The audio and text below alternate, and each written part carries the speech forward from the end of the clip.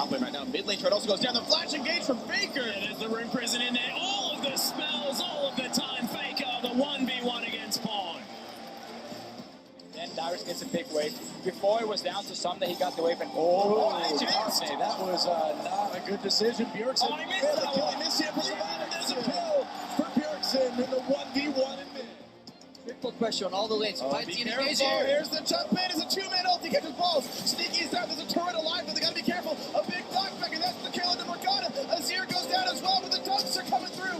A double kill for balls. A triple kill for balls. Holy cow. The whole kill for balls. Holy cow.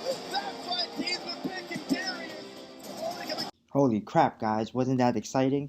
This is Wilson, and you're watching another episode of Startup Insights. So, esports. What you were watching at first was a League of Legends match. And there's people actually paying to go and watch these matches. Like it's like the NBA final. It's like going to watch a Warriors game right now. People are paying to watch it in person as well as stream it online. Well, before I even dive into my thoughts about esports or show anything else, let's take a look at this quick report by StartupInsights. The title goes, Esports Startup Investment is on pace for record funding high. I mean, since the start of 2011, esports and gaming streaming have raised $714 million across more than 100 deals. Can you guys believe that? So these guys are professional gamers. They're streaming. They're getting paid to play games. And I mean, I don't know what type of gaming are you guys into, but I used to be into StarCraft. And about 8-9 years ago, when I was really into it, the only type of funding for that type of esports was sponsorships. And I mean, there's still sponsorships today, which is a lot more massive now, but at that time it was nothing more than like a keyboard and mouse and maybe like a plane ticket to the upcoming World Cyber Game tournament or something. And now you have these companies that are sponsoring these major league players for like $100,000 a year just to wear the shirt. And then you got Coca-Cola in this, you got Taco Bell, they're running contests. I mean, I think esports is definitely the future. And I definitely see esports doing extremely well. For example, if you look at this report right here, it says that Faceit, which is an esports company, raised $15 million.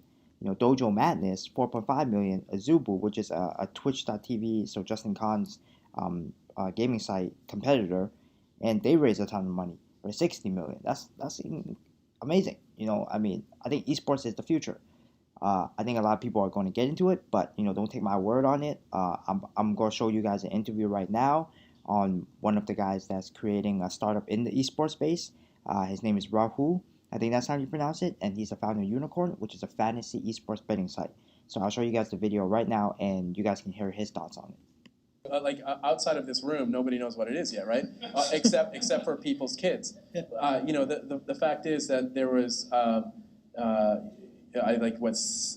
If I think about how many millions of people, there's like 200 million people that are fans of esports. It's about the same size as the NHL, right? The National Hockey League for those non-Canadians out there.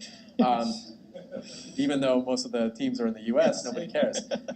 But we think by 2017, and other people believe by 2017, it's going to be as big as the NFL in terms of number of fans, and those fans are right underneath us. These are not just kids. These aren't 13-year-old kids, man. These are people that are my age. Bryce is an esports fan. He loves football. I love football. We love esports. But there's so many people out there that don't know what a football is or don't care what a football is, that just love esports, right? And so it is it's a big industry that is just humming right now. And for the first time in our history, you've seen big brands come into the space. So you got brands like Coca-Cola, Red Bull, and all that stuff coming into space. But you also have VCs and angels coming into the space now, right? The people, even the investors in Seattle are now picking up on it. Oh my God, this esports thing's really cool. We should invest in that. Yeah. Welcome to my taillights. Yeah, exactly. So where do you think, if you could put a crystal ball on, right? Look at a crystal ball and say, okay, 2 years from now, we are going to be at X. And I'll make it a little easier. Maybe it's not easier. 2 years from now, the industry's going to be at X. Sure. 2 years from now, your kids will be going to college, and they'll be able to get a degree, a scholarship on esports, and it'll be sooner than that. In fact, it's happening now, but I'm talking about Ivy League. You'll be able to go to Harvard, Stanford, those schools, and get a scholarship on esports for being a very, very good player. And I'm going to tell you why. Yeah, people are like, well, no, there's no fucking way you're going to get, like, no. You will, and I'm going to explain why. Because there's a direct correlation between those who are high functioning on games like League and Dota to their ability to collaborate, to lead teams, to work well under pressure, and their best players are extremely good at math, and they're quick when they think. So those are the type of students you want in your schools, man. That's it. You want those people in your schools, and So you believe those are actually going to be recruited to go to Harvard? 100%, 100,000% it's going to happen. Okay. So that's going to happen. Then on top of that, you're going to see like more industries coming out of this. So how do you monetize this space? We talked about the numbers earlier. You said 200 million to 600 million. Whatever. It's tiny, right? Yeah. Compared to the number of fans. Oh my God, are you kidding me? Like, it's a fraction of real sports. Look at the NFL. Look at the NHL. The NHL generates a shit ton of money. I don't even know how much it is. It's a shit ton. You can quote that. Hashtag shit ton. Yeah. And yet, esports that's more does, than $1 billion for you people right, who don't know. exactly. Esports does a fraction of that, and so the market opportunity, the TAM is very big, right? So the market opportunity is that. This is why smart VCs like Jonathan Teo are getting into the space, because he's smart. Yeah. So. Man, I mean, you guys just saw that interview, but he made it look like you guys can start recruiting people for the army with esports talents. Like if these guys can play games, if they can lead a esports team, a gaming team, they can like build the army, right? I mean, it's pretty amazing. So here's a list of esports startups, and there you go. You see his right there, unicorn. But anyways, there's a lot. Like there's what Netflix for gaming. I guess that's kind of like Twitch.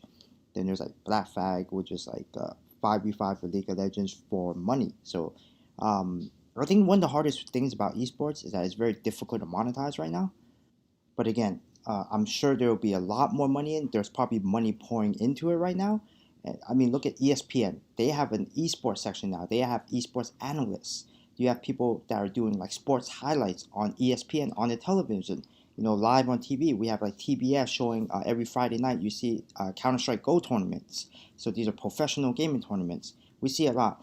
I'm about to show you guys a clip on how serious these analysts get, and they treat it like a professional sports interview, like as if LeBron James was getting interviewed. G2?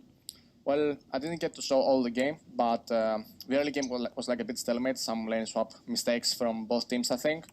And then I noticed that like Fiora was getting an insane advantage over Poppy. He played the advantage correctly. Then Splice had some really questionable positions, or like they didn't understood their limits properly. Like I don't have any clear conclusion about it, but I think it was a back and forth game. Kobe clutched a lot of situations, in my opinion, and I was talking to the fish about how Kobe for me is like the rookie that is upcoming. So It's a new forgiven. I don't know about it, but I think he has potential to be a really good player, quality player at least. So we'll find out. We were talking about that quite a bit during the game, back and forth, and I made the comment to you during the game that I've seen 8 weeks from Kobe plus his challenger, and he hasn't stood out to me. I think honestly, this is the first game that Kobe has actually looked to the level that you're talking about there, that he actually looks pretty good. I've found he's been quite a quiet player overall the last 8 weeks, so I'm glad to see some progression there. Definitely. The Fisho, you wanted to... Man, I bet that guy probably felt like LeBron James right there, being interviewed like that professionally. Well, anyways, here's my prediction for esports. I think more and more startups in the esports space will be created in the next coming year. So there will be more funding. We'll see more and more coming up. For example, we recently saw one, well, not recently, but Y Combinator launched one called Instant Esports, where it's like a mobile app for you to kind of check on esports news and fantasies, updates and scores. So we see more and more of those. We're seeing like coaching programs maybe related to that, more small business, more freelance work in the esports space for people that are doing like like coaching, professional esports coaching to get better at the game. Maybe more jobs, definitely more and more jobs. So we're seeing all these professional people like the ones that you saw in the interview at first. Those are probably esports analysts or esports interviewer, commentator, host, whatever. We're going to be seeing more and more of these. and we'll be seeing a lot of major league people, a lot of backstage work. So we'll be creating a lot more jobs, which is always a healthy thing for the world, right? We'll definitely be seeing more marketing agencies that are geared towards esports. So instead of the traditional banner advertising or PPC, we'll be seeing more like esports use cases and companies probably created just for esports branding. We'll be definitely seeing more monetization as kids grow up. So right now, esports is still young because kids don't have money to spend, right? A lot of these kids, like my little cousin that plays a lot of Counter-Strike every day in her room, she's so young that she can't spend money. But she comes to me and asks me for money to buy these skins, these gun skins, or these in-game items. So we'll be seeing more and more spending coming along and more different methods to kind of monetize as kids start to grow up. We'll definitely be seeing more advertising and sponsoring esports. Like I mentioned at first, there's Coca-Cola, there's Taco Bell, there's Monster, there's all these big companies coming in, but we'll be seeing more and more that's outside of the energy space. Energy drink space, like Red Bull. We might be seeing like DraftKings. We'll see a lot more of these regular companies that are not affiliated to gaming start sponsoring and advertising on esports and on their channels. We'll be seeing probably more YouTube channels for esports too, more shows and analysts and insights and stuff like that. Possibly we'll be seeing more bots for esports. The reason I bring up bots is because my last episode of Startup Insights, we talked about bots. So that's my prediction. Hope you guys enjoyed this episode. You guys can follow me on Twitter at WilsonPang8 or follow me on Snapchat at WilsonPang8. Make sure you subscribe, and I'll see you guys in the next episode.